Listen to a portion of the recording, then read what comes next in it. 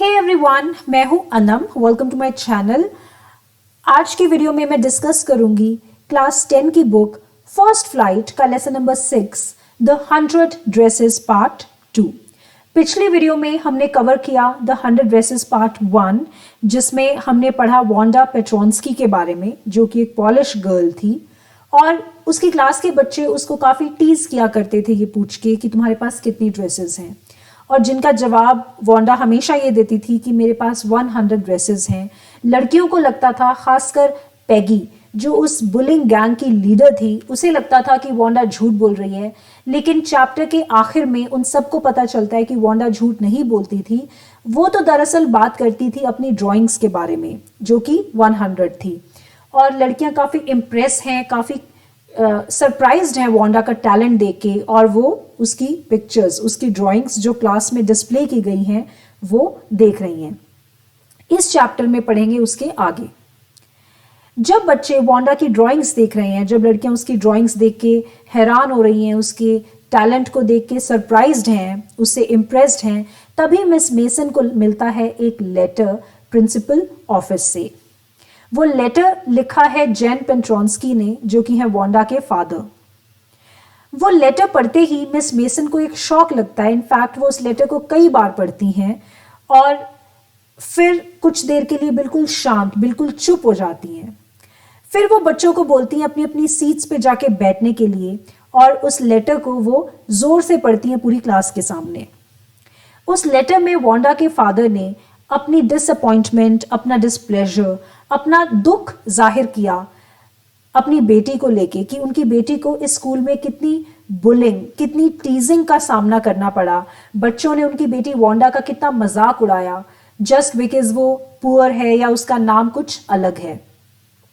तो वो इन्फॉर्म करते हैं अपने लेटर में कि मेरी बेटी वांडा और उसका छोटा भाई जेक, जो इसी स्कूल में पढ़ता था, अब से वो इस स्कूल में नहीं आएंगे कभी भी, क्योंकि वो ये शहर छोड़ के एक बड़ी सिटी में शिफ्ट हो रहे हैं, और वहाँ पे उस बड़ी सिटी में लोगों के माइंडसेट्स काफ़ी ब्रॉड होंगे। वो ऐसे नहीं होंगे कि किसी का मजाक उड़ाएं जस्ट बिकॉज उनका नाम दूसरों से अलग है या वो देखने में उनसे अलग दिखते हैं।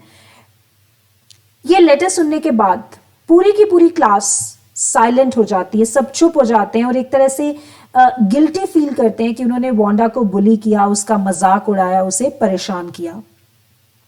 मिस मेसन, जो उनकी क्लास टीचर हैं, वो बहुत नाखुश हैं, बहुत अपसेट हैं, और वो इस अपॉर्चुनिटी को यूज़ करती हैं अपने बच्चों को, अपने स्टूडेंट्स को उनकी गलती का एहसास दिलाने के लिए, उनको उनकी मिस्टेक का रियलाइज़ करवाने के लिए। वो बोलती है कि उनको यकीन है कि इस क्लास का कोई भी बच्चा जानबूझ के ऐसी कोई भी हरकत नहीं करेगा, जानबूझ के किसी को भी दुख नहीं पहुंचाएगा। आई एम श्योर बच्चों ने ये ना समझे में किया है। तो एक तरीके से इन अ वे ये उनका तरीका है बच्चों को उनकी मिस्टेक का एहसास करवाने का, और बच्चों को एहसास होता भी है। सब बच्चे बहुत गिल्टी फील करते हैं वांडा का मजाक उड़ाने के लिए। वो बच्चों को वो चाहती है कि बच्चे अपने एक्शंस के बारे में सोचें और अपने बिहेवियर के बारे में भी सोचें और इससे कुछ सीख लें। वो ऐसा कुछ भी किसी और के साथ कभी भी रिपीट ना करें, कभी भी फ्यूचर में वो किसी भी बच्चे का इस तरह से मजाक ना उड़ाएं।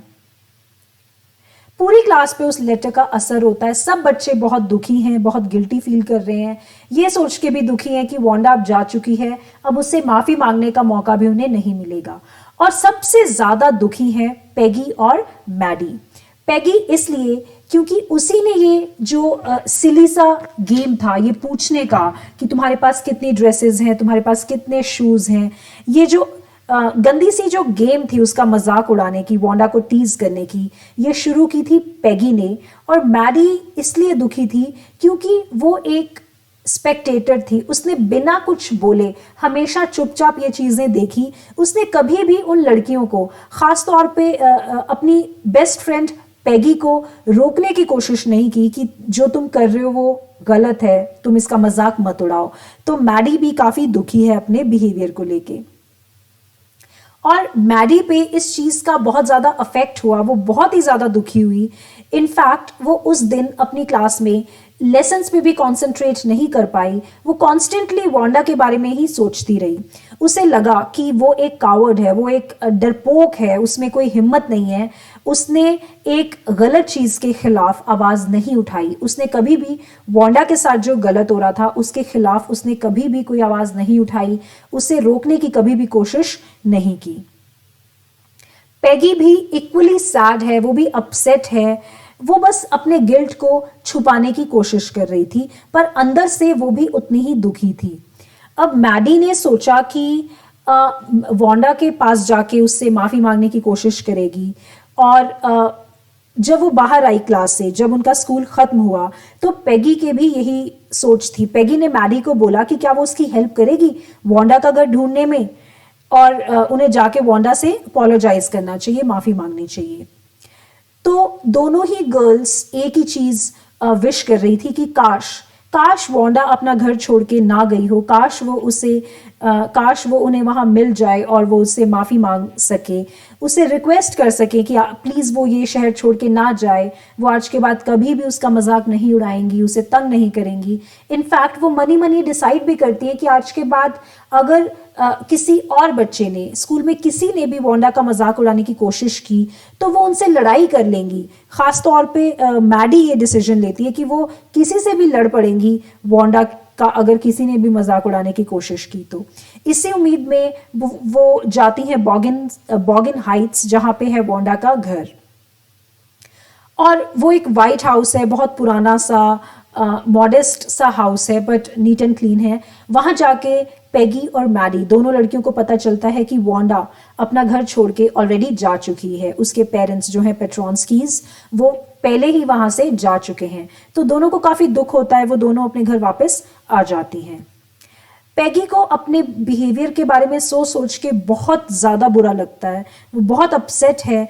बट वो एक तरह से अपने गिल्ट को छुपाने के लिए, उसे दबाने के लिए, अपने आप को एक तरह का कॉन्सोलेशन देने के लिए ये सोचती है कि वांडा को इतने सारे अच्छे अच्छे आइडियाज़ अपनी ड्राइंग्स को बनाने के लिए इसीलिए शायद मिले क्योंकि मैं उससे रोज़ ये क्वेश्चंस पूछती थी कि तुम्हारे पास कितनी ड्रेसेस हैं, और मैं उसको एक तरीके से तंग करती थी, चिढ़ाती थी। अगर मैं ये सब ना करती, अगर मैं उससे पूछती ही नहीं ऐसे ऐसे सवाल, तो शायद वांडा को इंस्पिरेशन ही ना मिलती इतनी क्रिएटिव ड्राइंग्स बनाने की। तो ये सोच के अपने दिमाग में पैगी अपने आप को एक तरीके से तसल्ली देने की कोशिश करती है ताकि वो अपने गिल्ट से बाहर आ सके। मैडी भी कॉन्स्टेंटली वांडा के बारे में ही सोचती रहती है। वो बंद ही नहीं कर पाती उसके बारे में सोचना, वो बस सोचती ही रहती है और बुरा फील करती रहती है। उस वक्त मैडी ये डिसाइड करती है कि फ्यूचर में चाहे कुछ भी हो जाए, वो कभी भी इस तरह की सिचुएशंस में एक साइलेंट स्पेक्टेटर बनके तमाशा नहीं देखेगी। अगर फ्यूचर में उसने कभी भी किसी को देखा किसी और को बुली करते हुए, किसी का मजाक उड़ाते हुए, तो वो हमेशा स्टेप लेगी, हमेशा वो अपनी आवाज़ उठाएगी।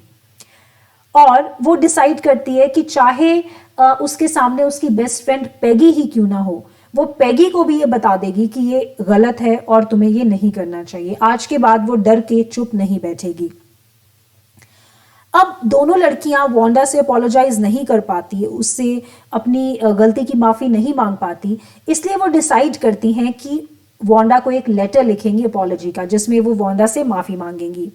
और वो एक सैटरडे दोनों साथ दोनों लड़कियां एक सैटरडे को दोनों साथ में बैठती हैं और लेटर लिखती हैं। और अपॉलॉजी तो नहीं, बट एक वो फ्रेंडली लेटर सा बन जाता है जो वो वांडा को लिखती हैं, जिसमें वो बताती हैं कि वांडा ड्राइंग और कलरिंग कंपटीशन को जीत चुकी हैं, वो उसकी विनर हैं।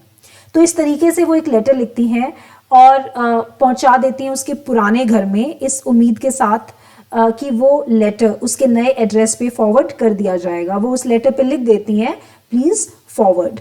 काफ़ी दिनों तक उनको वांडा का कोई भी रिप्लाई नहीं मिलता, तो वो समझ जाती है कि शायद वांडा ने उनको माफ़ नहीं किया, वो शायद उनसे बहुत नाराज़ है, गुस्सा है। और वो लड़कियां समझ भी जाती हैं कि वांडा का नाराज़ होना शायद जस्टिफाइड है, ये जायज़ है।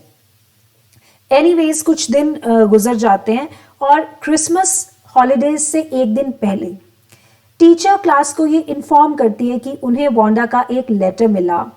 तो क्लास बहुत क्यूरियस है कि चलो वाओ, वांडा का लेटर तो मिला। और टीचर बहुत खुश भी हैं वो लेटर पाके, और वो इन्फॉर्म करती हैं क्लास को कि अब मुझे वांडा का एड्रेस मिल गया, तो मैं उसको उसका मेडल जो उसने जीता था वो भी पहुंचा सकती हूँ। तो उस वक्त टीचर ये बताती है कि वांडा ने अपने लेटर में ये लिखा है कि उसकी जो 100 ड्रेसेस हैं, यानी कि उसकी जो 100 ब्यूटीफुल ड्राइंग्स हैं, वो सब लड़कियां रख सकती हैं अपने पास, क्योंकि मैंने अपने नए घर में अपनी 100 ड्रेसेस और बना ली हैं। तो इन अ वे वांडा ये कहना चाह रही है कि मैंने और ड्राइंग्स बना ली हैं, ये सब जो ड्राइंग्स हैं ये वो लड़कियां रख सकती हैं अपने पास। और वांडा पर्टिकुलरली ये लिखती है कि जो ग्रीन ड्रेस है वो पैगी को दी जाए, और जो ब्लू ड्रेस है वो दी जाए मैडी को। तो पैगी और मैडी अपनी अपनी ड्रेस लेके अपने घर आ जाती हैं। पैगी ये कंक्लूड करती है कि शायद वांडा को उनका लेटर मिला और उन्होंने उन्हें माफ कर दिया। वांडा को शायद वांडा हमसे नाराज नहीं है, इनफैक्ट वो हमें पसंद करती है, इसीलिए उसने अपनी 2 मोस्ट ब्यूटीफुल ड्राइंग्स हमें दी हैं, पैगी और मैडी को। तो जाहिर सी बात है वांडा उन्हें पसंद करती है, तभी तो उन्हें ये ड्राइंग्स दी।